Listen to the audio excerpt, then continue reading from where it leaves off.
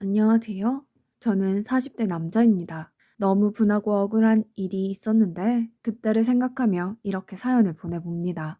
저와 아내는 제가 30대 중반이고 아내는 20대 중반이었죠. 대기업에 다니고 있는 제가 보육원에 봉사활동을 갔을 때 처음 만났습니다. 제가 자청해서 봉사활동을 간 건 아니었고 회사에서 매년 일정 시간에 봉사 시간을 채워야 했기에 그날도 보육원으로 봉사활동을 갔습니다. 저는 아직 결혼 전이었고 아이가 없었지만 보육원 아이들을 보며 저는 결혼해서 아이를 낳는다면 어떤 일이 있어도 제가 키워야겠다고 생각했어요. 처음 보육원에 갔을 때 외로운 아이들과 놀아주고 같이 밥 먹어주고 그런 일을 할 줄 알았는데 할 일이 참 많았습니다. 방 청소, 화장실 청소, 빨래 등등 하루가 그냥 눈 깜짝할 사이에 지나가더라고요. 그럼 보육원에서 아내의 지휘 아래서 보냈습니다. 아내는 자기도 봉사활동으로 여기에 왔다고 하며 저보다는 몇 달 먼저 시작해서 이제는 처음 오는 봉사자들을 인솔하고 있다고 하더라고요. 나이는 딱 봐도 어려 보였습니다. 그런데도 자기보다 10살이나 더 많은 사람들을 잘 휘두르더라고요. 그런 당찬 모습이 좋아 보였습니다. 그렇게 첫 만남 이후 우리는 2달에 한 번씩 보육원에서 만나게 되었습니다. 자주 만나니 정이 들고 어려운 아이들을 같이 돌보면서 애틋한 마음에 서로 울기도 했습니다. 그렇게 1년을 지켜보다가 저는 이 여자라면 평생을 함께해도 좋을 것 같다는 생각이 들었습니다. 그래서 보육원 밖에서도 연락하며 만난 뒤 연인 사이로 발전하게 되었습니다. 연인 사이라고는 했지만 나이 차이가 걸렸습니다. 10살 차이가 나니 쉽게 결혼에 대해서는 말하기가 미안했거든요. 하지만 아내는 나이 차이는 생각하지도 않고 제 마음씨가 고와서 그런 건 문제가 안 된다고 하더라고요. 저는 그 말에 용기를 내어 프로포즈를 했고 아내는 망설임 없이 저의 청혼을 받아줬습니다. 결혼을 마음 먹어보니 이제 서로의 집안을 알아가야 했습니다. 아내는 그때 처음으로 자기 집안 얘기를 해주더라고요. 솔직히 놀랬습니다. 아내 집안이 잘 산다는 거예요. 아내는 씀씀이가 과해 보이지 않았고 비싼 옷이나 가방은 전혀 없었거든요. 그런데 아내 아버님은 중소기업의 대표를 하고 계셨습니다. 연매출 70억 이상이나 되는 회사의 대표님이라고 하였고 지금도 계속 승승장구 중이라고 하더군요. 그러다 장모님 얘기를 하려고 하는데 인상을 쓰면서 얘기하더라고요. 장모님은 새 엄마라고 했습니다. 그리고 남동생이 하나 있는데 배다른 동생이라고 하더라고요. 아내가 고등학생 때 새엄마가 들어왔고 아내의 친엄마는 새엄마 때문에 쫓겨났다고 했습니다. 아내는 그때 친엄마랑 같이 살려고 했는데 장인어른이 절대 안 된다고 하셨고 새엄마도 아내가 장인 어른과 살아야 위자료를 많이 준다고 했기에 아내를 설득해서 지금은 친엄마와 연락도 안 하고 살고 있다고 했습니다. 장인어른이 재혼하고 아내는 집에 손을 안 벌리고 살았다고 합니다. 그래서 지금껏 혼자 아르바이트를 해서 살아왔다고 하더라고요. 아내의 당찬 모습에 그런 아픈 사연이 있다는 것에 놀랐습니다. 그래도 이제 결혼을 하기로 마음 먹었기에 아내 집으로 인사를 드리러 갔습니다. 아내 집에 들어가니 장인어른은 탐탁지 않은 표정으로 저를 반기셨고 장모님은 정말 잘 왔다면서 좋아하셨습니다. 그날 처음 장모님을 뵈었을 때 정말 놀랐습니다. 아내가 얘기할 때는 그냥 새엄마라고만 했지 나이는 말해주지 않았거든요. 정말 제 또래라고 해도 믿을 정도로 어려 보였습니다. 그에 반해 장인어른은 장모님의 아빠뻘처럼 보일 정도였어요. 그리고 아내 남동생이 한 명 있는데 이제 초등학생이라고 하더라고요. 역시 돈이 많으니까 이렇게 젊은 아내랑 사는구나 생각했습니다. 장모님이랑 제가 밖에서 팔짱이라도 끼고 다닌다면 그냥 여자친구처럼 보인다고 할 정도였어요. 그런 장모님이 사위라고 부르니 약간 어색하더라고요. 그리고 집을 나와서 아내한테 장모님 나이를 물어보니 이제 40을 넘겼다고 하더라고요. 저랑 5살밖에 차이가 안 나니 그럴 만도 했습니다. 장인어른은 저를 보고 아내랑 나이 차이가 많이 나는 거 아니냐며 뭐라 하셨는데 장모님은 저랑 당신도 10살 차이가 넘게 나는데 자기 딸은 10살 차이 나면 안 된다는 거예요? 그렇게 얘기하자 더 이상 나이 차이에 대해서 말씀을 안 하시더라고요. 장인어른은 아내의 친엄마를 버린 게 미안했는지 아내를 무척이나 챙겼습니다. 그리고 아내가 좋은 남자를 만나길 너무나 원했기에 저를 더 꼼꼼히 본 것 같아요. 장인어른은 면접 아닌 면접을 보고 어느새 저에 대한 믿음이 생겼는지 저를 사위로 받아주셨습니다. 우리 집은 아내를 보고는 무조건 좋다고 하셨죠. 그렇게 두 집안의 상견례를 진행했습니다. 우리 집에선 역시나 장모님을 보고 놀라시더라고요. 상견례 전에 부모님께 장모님이 40대 초반이라서 많이 젊어 보일 거라고 미리 말씀드렸지만 생각보다도 너무 젊은 외모에 다시 한번 놀라셨습니다. 그리고 장인어른이 그날따라 더 늙어 보여서 더 그렇게 느끼셨던 것 같습니다. 장모님이 너무 젊은 것 외에 별다른 문제 없이 상견례는 잘 마무리되었고 우리는 결혼하게 되었습니다. 결혼 날짜가 잡히고 장인어른이 저를 부르셨습니다. 장인어른의 회사는 정말 으리으리했습니다. 이 회사가 나중에 제 회사가 될 수도 있겠다는 생각을 하며 아버님이 계신 방으로 들어갔습니다. 아버님이 저를 부른 이유가 신혼집이며 혼수 관련해서 얘기하고 싶다고 하셨어요. 저는 그동안 1억 정도 모아서 추가적으로 대출받고 전셋집을 알아보고 있다고 했습니다. 그러자 아버님은 우리 딸한테 미안하기도 하고 딸한테 해준 게 없어서 결혼에 들어가는 비용을 다 대주고 싶은데 괜찮겠나? 자네만 허락해주면 자네 회사 근처에 아파트 하나 주고 싶은데. 아내는 아버님께 손을 벌리고 싶지 않아서 저한테도 소박하게 시작하자고 했었는데 아버님이 그런 아내 때문에 저를 불렀다고 생각했어요. 그러면서 제가 집을 장만한 것처럼 해서 집을 구해준다고 했습니다. 저도 아내 마음을 알긴 했지만 아버님의 이런 부탁을 안 들어드릴 수가 없었어요. 그리고 내심 좋기도 했고요. 그렇게 아버님은 결혼 비용을 모두 지불하셨고 아내에 대한 미안한 마음을 어느 정도 털어냈다고 하셨습니다. 그렇게 아버님의 전폭적인 지원으로 아내와 저는 행복한 결혼 생활을 시작할 수 있었어요. 하지만 생각지도 않은 곳에서 결혼 생활은 삐걱대기 시작했죠. 아내의 친정과 멀지 않은 곳에 신혼집을 마련해서인지 장모님은 자주 우리 집으로 오시곤 했어요. 오실 때는 아내랑 서먹서먹한 사이라서 좀 더 친해지려고 오신다고 하는데 아내는 정말 싫어했어요.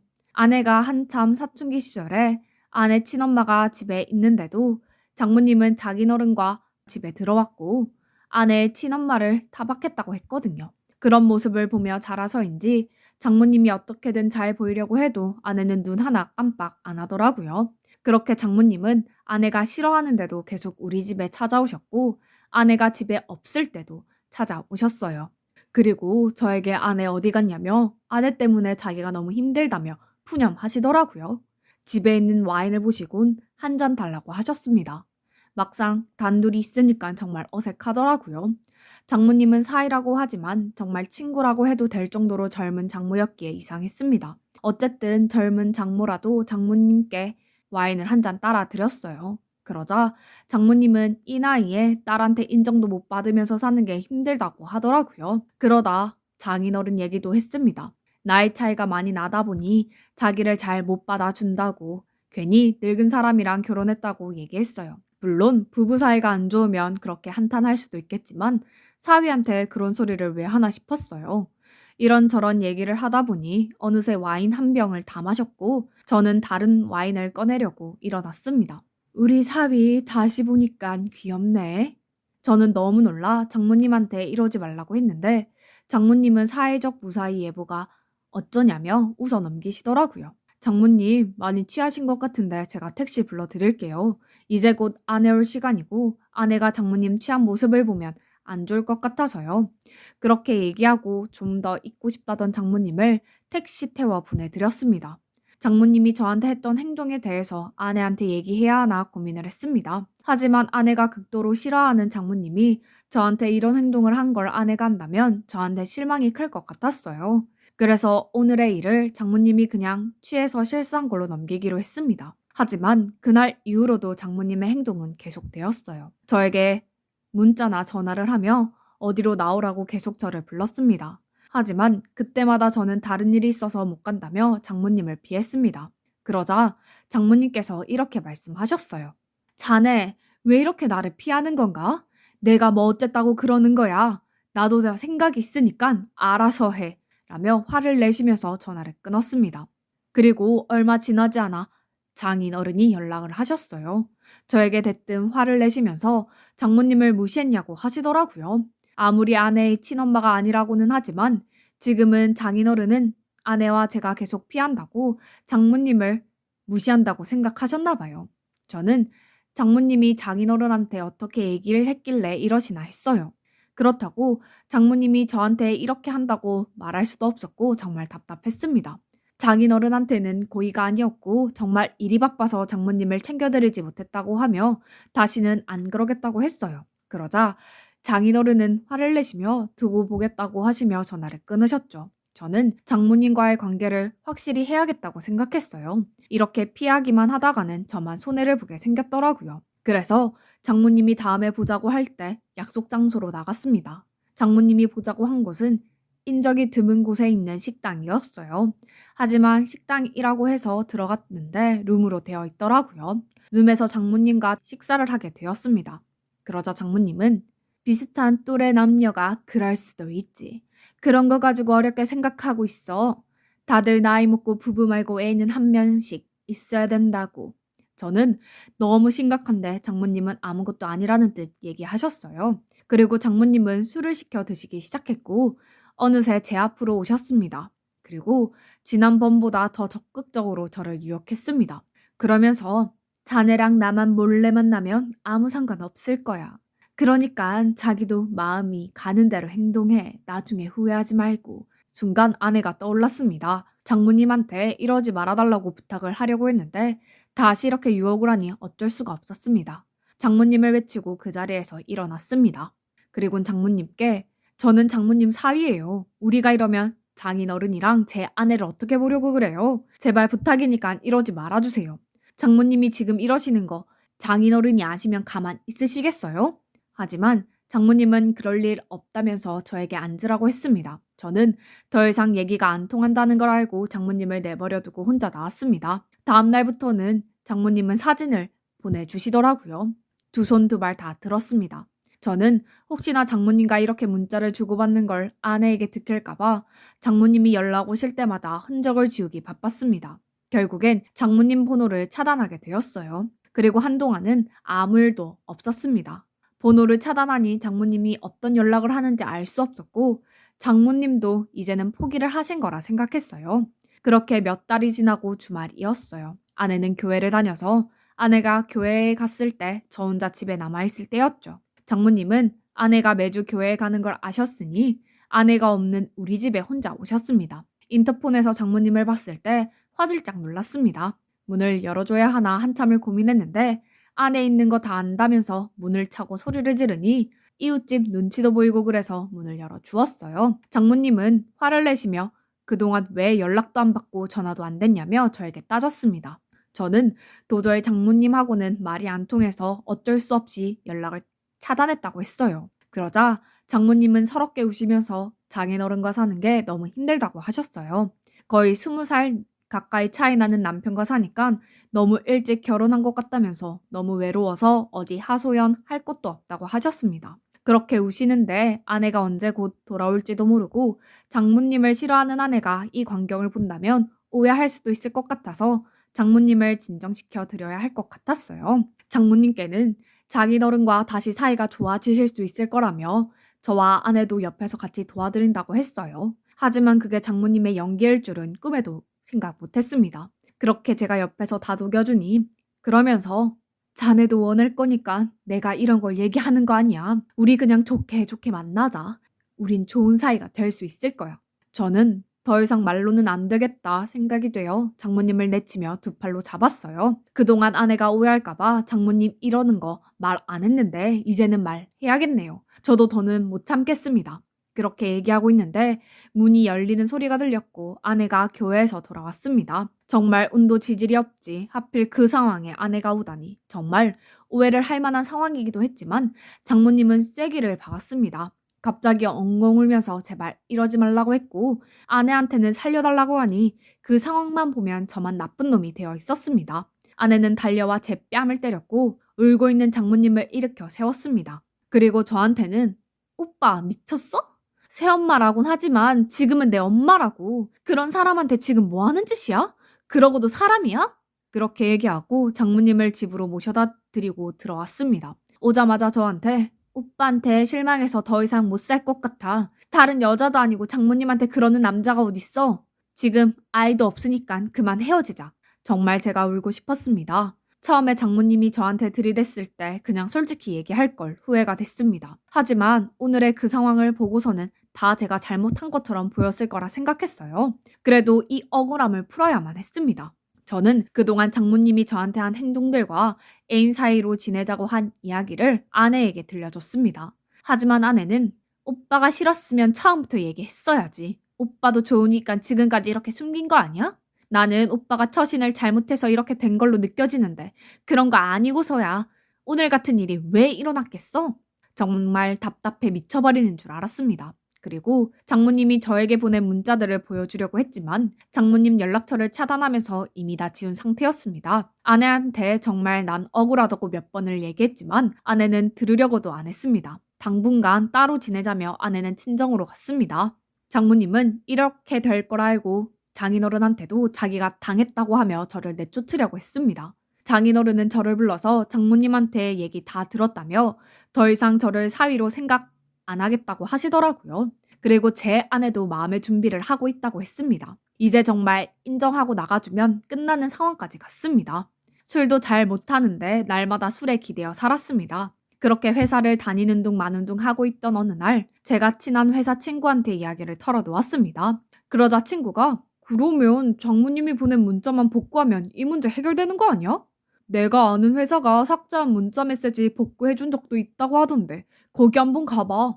한 줄기 빛이 보였습니다. 그렇게 장모님을 만나다 이혼남이 될 뻔했는데 삭제한 문자 메시지를 복구할 수 있다고 하니 이것만 복구되면 아내한테 당당히 이야기할 수 있었습니다. 친구가 얘기해준 회사에 가니 복구할 수 있다고 했습니다. 저는 눈물을 흘리며 감사하다고 했고 그동안 장모님이 보낸 문자들을 모두 프린트하여 아내가 있는 친정집으로 갔습니다. 장모가 문을 열어주었고 제 귀에 대고 얘기했어요. 그러길래 날 진작에 받아줬으면 이런 사태는 안 났잖아. 따로 자기랑 연애를 못해서 아쉽긴 하지만 어쩔 수 없지. 저는 무시하고 거실에 있는 장인어른한테 갔습니다. 장인어른 앞에서 무릎을 꿇고 얘기했어요. 장인어른, 제가 처신을 잘못해서 이 지경까지 왔습니다. 하지만 너무너무 억울해서 장모님이 보낸 문자 메시지를 복구해서 갖고 왔습니다. 장모님이 보낸 메시지를 보시고 그래도 제가 마음에 안 드시면 그때 아내랑 이혼하고 떠나겠습니다. 보고 난 메시지를 장인어른께 드렸어요. 장모는 무슨 소설을 쓰냐며 문자 메시지가 어떻게 복구가 되냐면서 따졌어요. 하지만 문자 메시지들에는 장모가 보낸 유혹의 말들과 장모가 찍은 사진이 있었습니다. 문자 메시지야 지어낼 수도 있겠지만 장모는 따로 제가 찍을 수가 없기에 장모는 더 이상 말을 안 하더라고요. 장모는 울면서 장인어른한테 저놈이 먼저 유혹한 거라며 호소해봤지만 장인어른은 장모의 뺨을 내치면서 장모의 용서를 받아주지 않았습니다. 장모는 뺨 맞은 볼을 감싸며 집을 나갔습니다. 저는 아내한테도 복구한 메시지를 보여주며 처음부터 알렸어야 하는데 미안하다고 했어요. 아내도 그제야 자기를 오해했다면서 저를 눈물로 안아줬습니다. 그날 이후로 장인어른과 장모는 이혼했습니다. 장인어른은 저한테 미안하다며 여자들이 유혹하면 뿌리치기가 쉽지 않았을 텐데 우리 딸을 너무 사랑해준다면서 고마워했습니다. 그렇게 젊은 장모의 유혹을 버텨내고 지금은 장인어른 회사에서 같이 일하게 되었고 조만간 회사를 경영하게 될 것 같습니다. 만약 그때 장모의 유혹에 넘어갔다면 지금 이런 회사의 사장 소리도 못 들었겠네요. 남자분들 아내만 바라본다면 좋은 일이 생긴다는 걸 알려드리고 싶었습니다. 사연 들어주셔서 감사합니다.